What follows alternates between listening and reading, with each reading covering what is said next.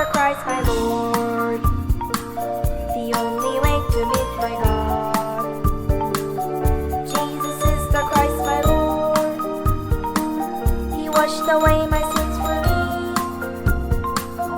Jesus is the Christ my Lord, the darkness crumbles at His name. Jesus is the Christ my Lord, King of kings I will proclaim. Jesus is Christ.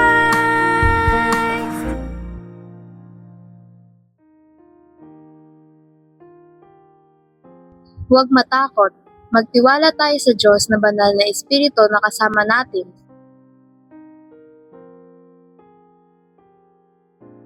Maging ang bawat buhok sa inyong ulo ay bilang ng Diyos. Kaya huwag kayong matakot, sapagkat mas mahalaga kayo sa Diyos kaysa sa maraming maya. Sinasabi ko sa inyo ng buong katotohanan, ang sinumang kumikilala sa akin sa harap ng mga tao dito sa lupa, ay kikilanin din ng anak ng tao sa harap ng mga anghel ng Diyos. Lucas 12:7-8. Kumusta mga minamahal naming munting remnants? May mga pagkakataon ba na nakagawa kayo ng pagkakamali at kumabog ang inyong puso dahil sa takot? Minsan, naiisip natin, paano kung mapagalitan ako? At nagsisimula tayong mag-alala. Pero may isang napakahalagang bagay na gustong-gusto ipaalam sa atin ni Jesus. Minamahal kong anak, huwag kang mag-alala sa anumang bagay sa bawat araw ng buong taon. Ang Mesyas na ipinangako, si Jesucristo, ang binhi ng babae, ay naparito sa mundong ito upang lutasin ang lahat ng problema ng sangkatauhan na lumayo sa Diyos.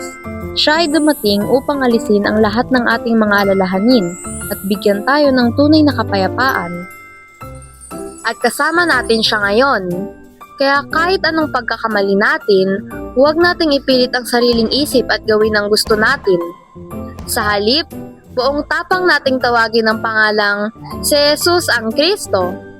Nais ba ninyong malaman kung anong salita ang ibibigay ng Diyos sa atin ngayon?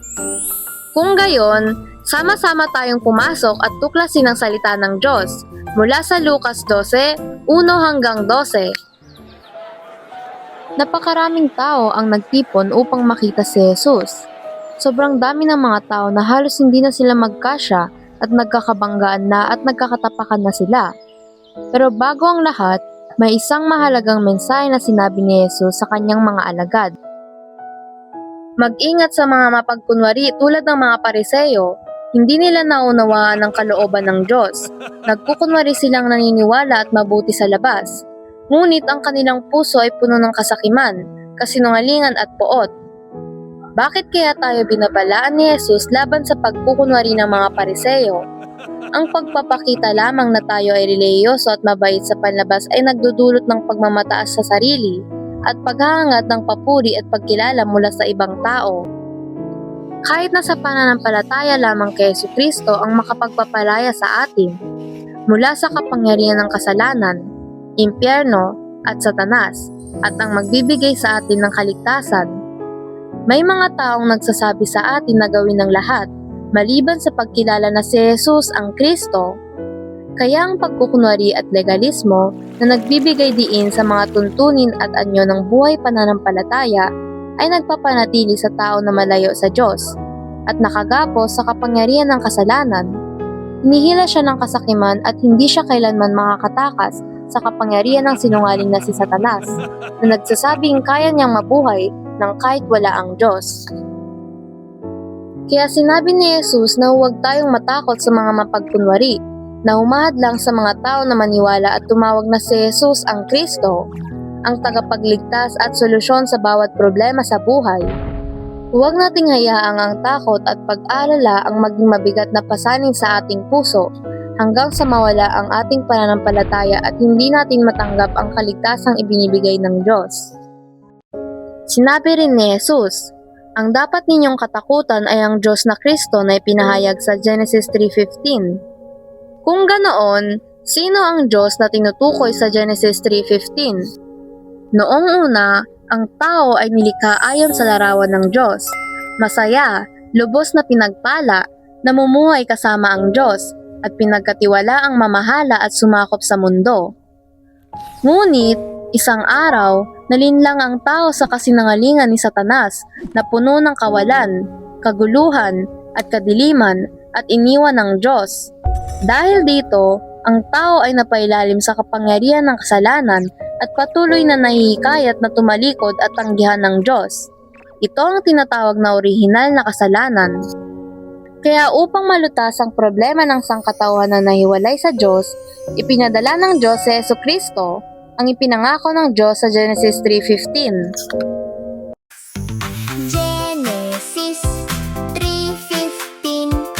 Ang binhi ng babae si Jesucristo, ang ulo ni Satanas dinurog at tuluyang winasak. Yup! Si Jesucristo ay dumating bilang tunay na hari upang wasakin ang mga gawa ng dyablo sa krus. At bilang tunay na pari, pinasan niya ang lahat ng ating mga kasalanan. Bilang tunay na propeta, siya ang naging daan, katotohanan, at buhay upang nga kung lumayo sa Diyos ay makabalik sa Diyos. Kaya hindi na natin kailangang magsikap at matakot ng nag-iisa. Ang ating tagapagligtas na si Jesucristo ay palaging kasama natin bilang tagapagtanggol na banal na espiritu. Mga minamahal na remnants, nakakita na ba kayo ng maliliit na maya na lumilipad at tumuhuni sa langit? Hindi kailanman kinakalimutan ng Diyos kahit ang isang maliit na maya na ipinagbili sa palengke. Kung ang Diyos ay hindi nakakalimot kahit sa isang maliit na maya, gaano pa kaya kahalaga tayong mga remnants na pinakamamahal ng Diyos? Alam pa nga niya ang bilang ng buhok na meron tayo sa ating ulo dahil lubos niya tayong pinahalagaan at minamahal. Ngayon, may isa pang mahalagang salita na sinabi sa atin ni Jesus. Kapag buong tapang ninyong ipinahayag sa harap ng mga tao, si Jesus ang Kristo, kikilalanin at ipapahayag ko rin kayo sa harap ng Diyos at ng kanyang mga anghel bilang mga anak ng Diyos. Kapag buong tapang natin kinikilala at ipinapahayag na si Jesus ang Kristo, kasama natin ng Diyos na banal na espiritu, ang ating tagapayo at mga aliw. Kaya mawawala ang ating takot at bibigyan niya tayo ng tunay na kapayapaan sa ating puso. Kung ganoon, sabay-sabay nating ipahayag ang 7-second miracle. Si Jesus ang Kristo. Tayo ay anak ng Diyos. Ang lahat ng mga problema ay tapos na. Dyablo, umalis ka. Kapuspusan ng banal na espiritu. Pag-ebanghelyo sa Pilipinas at sa buong mundo. Maligayang Pasko!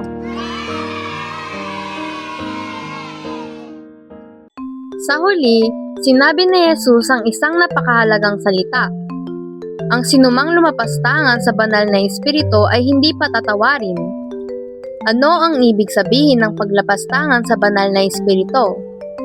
Ito ay ang pamumuhay ayon sa sariling isip at katigasan ng ulo, habang kontrolado ni Satanas sa ilalim ng kapangyarihan ng kasalanan. Sa halip na makipaglaban sa espiritual na labanan laban sa sarili, mundo at Satanas sa pamagitan ng banal na espiritu ng Diyos at ng kapangyarihan ng pangalan ni Kristo. Kaya nawa ang araw na ito ay maging araw kung kailan maputol ang lahat ng kawalan ng pananampalataya, takot, pag-alala at kapangyarihan ng kasalanan, habang buong tapang nating tinatawag ang pangalang si Jesus ang Kristo na palaging kasama natin at magtiwala sa banal na espiritu, ang ating tagapayo at mga aliw. Pinagpapala ko kayong mamuhay at magtamasa bilang mga kahangahangang anak ng Diyos. Buhay na Diyos, salamat po dahil tinutulungan mo akong makalaya sa takot na dulot ni Satanas, ang tagapag-akusa na nanininlang sa akin at nagiging dahilan upang makalimutan kong kasama ko ang Diyos. Salamat po dahil tinutulungan mo akong kilalanin at ipahayag na si Jesus ang Kristo na lumuta sa lahat ng aking problema at magtiwala sa banal na espiritu, ang aking tagapagtanggol, tagapayo at mga aliw. Tulungan mo po akong araw-araw na makipaglaban sa espiritual na labanan, laban sa aking sarili, sa mundo at kay Satanas. upang maranasan ko ang kapuspusan ng banal na espiritu. Gawin mo po akong isang spiritual summit na nag-iiwan ng gawain para sa pandaigdigang pagpapalaganap ng mabuting balita ayon sa Gawa 1:8.